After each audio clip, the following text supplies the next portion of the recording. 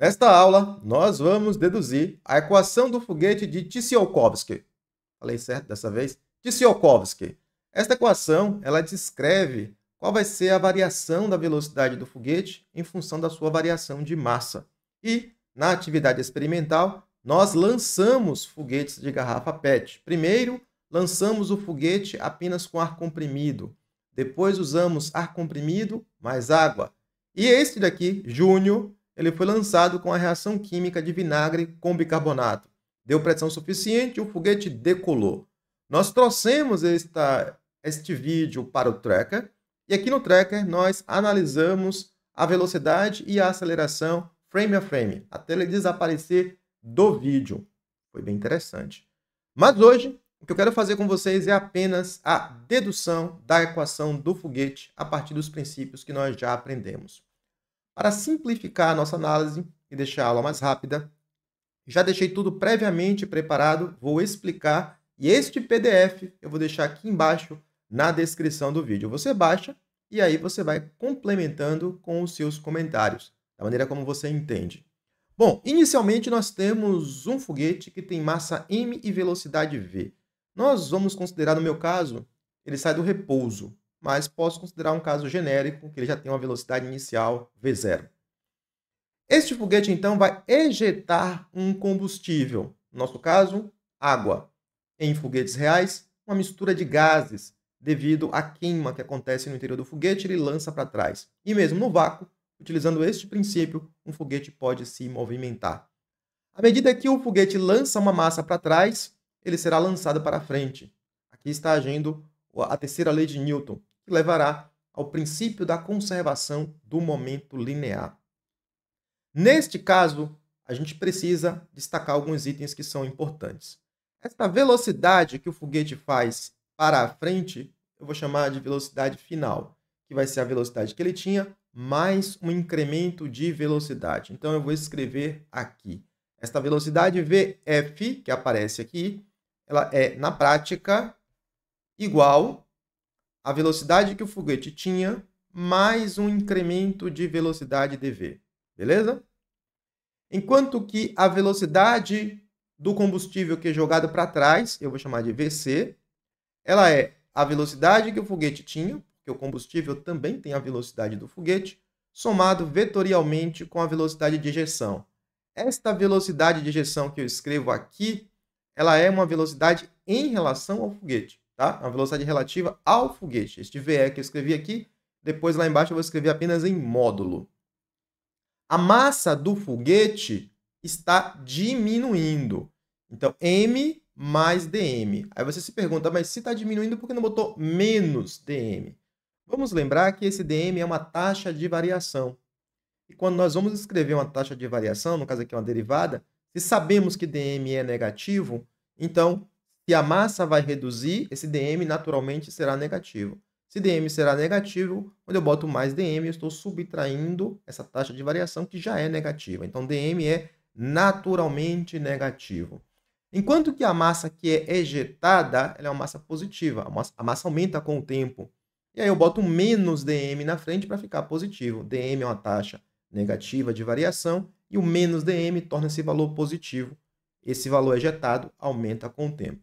Dito isso, a gente entendeu o básico. Se não entendeu, você vai dar uma pausa, vai buscar entender e vamos agora escrever isso a partir do que nós já aprendemos. O que é que nós aprendemos? Sempre que o sistema estiver isolado de forças externas, devido à terceira lei de Newton, a ação vai ser igual à reação. A força com que ejeta a água para trás vai ser igual à força que ejeta o foguete para frente, que empurra o foguete para frente. É a mesma força. Isso vai implicar que haverá uma conservação do momento total. Então, aqui eu escrevi, o momento que existe antes tem que ser igual ao momento que existe depois. O que é o momento? É um momento linear. E no ensino médio você aprende como sendo quantidade de movimento. Aqui eu chamo de momento linear e represento por P. P, que é a mesma coisa que você aprendeu na minha aula do médio como sendo Q, quantidade de movimento, é igual a massa vezes a velocidade. Massa é um escalar, velocidade é um vetor, então P é uma grandeza vetorial que tem módulo direção e sentido, o mesmo módulo direção e sentido da velocidade. Então, se P é igual a mv, quem vai ser a quantidade de movimento antes? Antes, eu tenho a massa total do foguete vezes a velocidade do foguete. Quem vai ser a quantidade de movimento depois? Depois eu tenho dois pedaços, dois fragmentos. Depois, qual é a situação? Eu tenho uma parte que é lançada para trás e uma parte que vai para frente. Essa parte para frente é o foguete. Qual é a massa total do foguete lançada para frente? M mais dm. Então, é o que eu vou escrever aqui, ó. M mais dm. Qual vai ser a velocidade do foguete? Vai ser a velocidade que ele tinha, mais o incremento de velocidade dv. Então, tudo isso aqui se refere ao momento do foguete.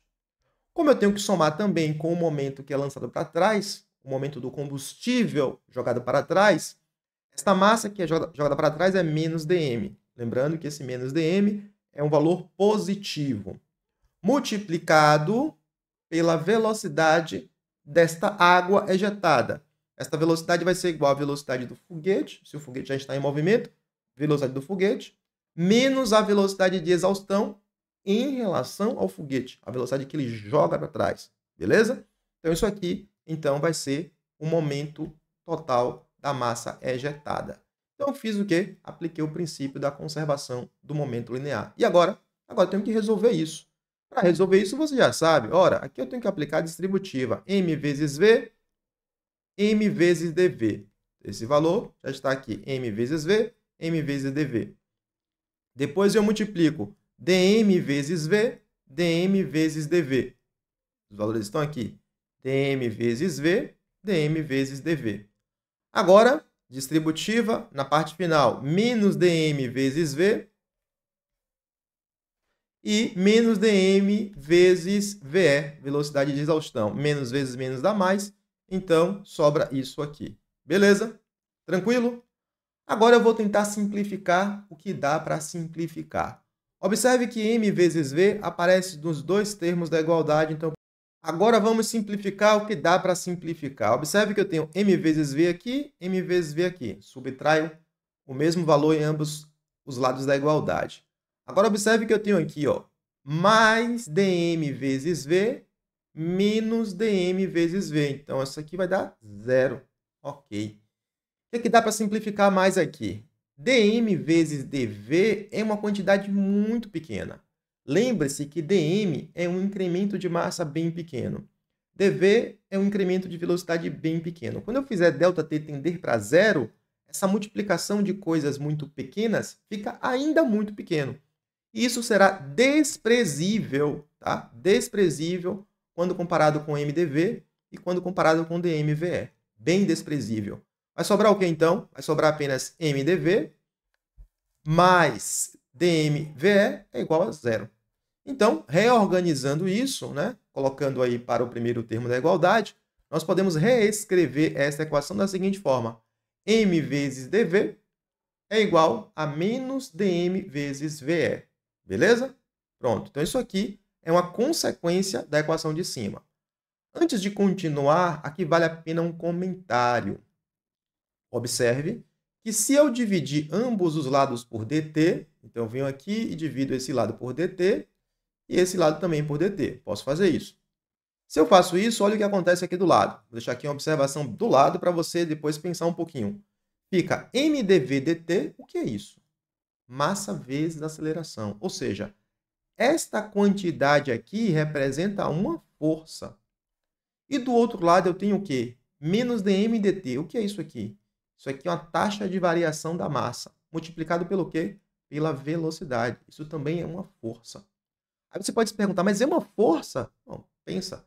Massa dividido pelo tempo. Então, isso aqui vai ser quilograma dividido por segundo. Isso aqui é velocidade de exaustão. Então, isso aqui é metro por segundo. Então, isso aqui vai ficar quilograma vezes metro por segundo ao quadrado. Newton, unidade de força. Então, isso aqui é uma força. Esta força, ela é chamada, geralmente, de força de empuxo do foguete. O nome é ruim, porque força de empuxo faz muitos alunos pensar que é o mesmo empuxo de Arquimedes, e não é. É melhor chamar de força de propulsão. Isso aqui é a força de propulsão do foguete, que depende do quê? Da variação da massa. A variação da massa vai produzir a força que vai impulsionar o foguete. Então, a variação da massa multiplicado pela velocidade de ejeção vai ser a força que impulsiona o foguete e é uma força variável. Feito esse parêntese, voltemos. Lembre-se que a massa varia. A massa não é constante. Se a massa não é constante, eu vou dividir aqui ambos os lados pela massa. Então, eu vou dividir pela massa. Vai ficar, então, que dV é menos dm sobre m vezes a velocidade de exaustão. Ok? Lembrando que isso aqui são infinitésimos, eu posso integrar este lado e eu posso integrar este lado. Então, integrando ambos os lados, vai ficar como? E qual o limite de integração, né? Eu estou, meu V variando de V0 até VF, velocidade inicial até a velocidade final. E o meu M0 está variando de M0 até MF, da massa inicial até a massa final, sendo que essa massa está decrescendo para o foguete. Se eu faço, então, esta integral de dV, você já conhece, é apenas V. Considerando os limites de integração, V menos V0, a constante de integração vai ser incluída aqui no V0. Menos a integral disso daqui. Este VE, nós vamos considerar que ele é aproximadamente constante, que essa velocidade de ejeção é constante. Ela pode variar. Se variar, fica um pouquinho mais complicado, mas vamos considerar que esse VE é aproximadamente constante. Se é constante, eu posso colocar ele para fora da integral, é o que eu fiz aqui. Então, saiu da integral o menos VE. A integração ocorreu, então, apenas sobre este termo. Esta integral é uma integral imediata. Se você estudou cálculo, você sabe ela de cabeça. É a mesma integral que você fez de 1x dx. E a integral de 1x dx é igual ao ln do módulo de x mais uma constante. Então, esta integral é uma integral imediata. Eu já vou escrever aqui, então, ela direto. A integral de dm sobre m vai ser igual a ln de mf, massa final, menos ln de massa inicial. Aqui eu vou multiplicar esse menos que está aqui, fazer a distributiva do sinal negativo. Vou multiplicar por esse e vou multiplicar por esse. Ao multiplicar, observe que eu posso fazer, então, aqui uma inversão. Eu fiz, então, ficou ln de m0, positivo, menos ln de mf da massa final. Beleza? Então, eu fiz apenas uma inversão. E agora você precisa lembrar de uma propriedade dos logaritmos. Você sabe, logaritmo, e ln é um logaritmo, que se você tiver o log de A dividido por B, é a mesma coisa que o log de A menos o log de B. Eu posso fazer o processo inverso. Então, aqui eu vou fazer o processo inverso. Eu tenho ln de M0 menos ln de MF. Eu posso escrever essa parte daqui, vou apagar isso e vou escrever apenas para o ln. Então, escrevendo isso aqui para o ln, isso aqui é a mesma coisa que o ln, logaritmo natural, de m0 sobre mf. Então, isso é uma propriedade dos logaritmos que você aprendeu lá no seu ensino médio. Então, essa equação pode ser reescrita deste jeito. A variação de velocidade do foguete é igual à velocidade de ejeção dos líquidos em relação ao foguete, vezes o logaritmo natural da razão entre a massa inicial e a massa final. Veja só que beleza. O que esta equação está dizendo para a gente? Que se você quiser obter uma variação de velocidade no foguete, você pode tentar aumentar essa taxa, a razão entre a massa inicial e a massa final. Isso normalmente acontece com os foguetes. Cerca de 90% é combustível. Você joga muita massa para trás para que ela te lance para frente. Mas este termo aqui acaba sendo um termo muito importante. Por quê? Porque se você duplicar a velocidade de exaustão, você duplica a variação de velocidade. Se você triplicar a velocidade de exaustão, triplica a variação de velocidade. São diretamente proporcionais. Já com a massa, tem um ln aqui no meio. Então, se você aumentar muito a taxa aqui, não vai aumentar muito a variação de velocidade. Então, quem trabalha com foguetes sabe que precisa trabalhar muito com a forma como os gases são emitidos. Porque se você quer ganhar velocidade, você precisa ejetar esses gases o mais rápido que você puder. É assim que um projetista de foguete trabalha, pensando na engenharia de como aumentar esta taxa, a velocidade de exaustão. Nos foguetes de garrafa PET, a gente apenas tenta aumentar muito a pressão para aumentar esta velocidade. Em foguetes reais, o pessoal trabalha muito com a engenharia, com o formato da tubeira, para fazer estes gases saírem com muita velocidade. Eu espero que você tenha compreendido a equação E agora você já sabe tudo para fazer um bom relatório. Aqui, nesta aula, eu apenas dei as linhas gerais, mas lá no tracker você vai trabalhar um pouco mais detalhado. Vai pegar a velocidade no eixo X, vai pegar a velocidade no eixo Y, vai tentar obter a função da posição no eixo X, no eixo Y, vai comparar se é ou não o valor que você esperava, e aí fica agora para você se divertir. Obrigado pela atenção. Se gostou do vídeo, deixa aquele like, aquele comentário, compartilha com todo mundo e vem aprender física aqui com Paulo Vicente em Física Interativa. Tchau.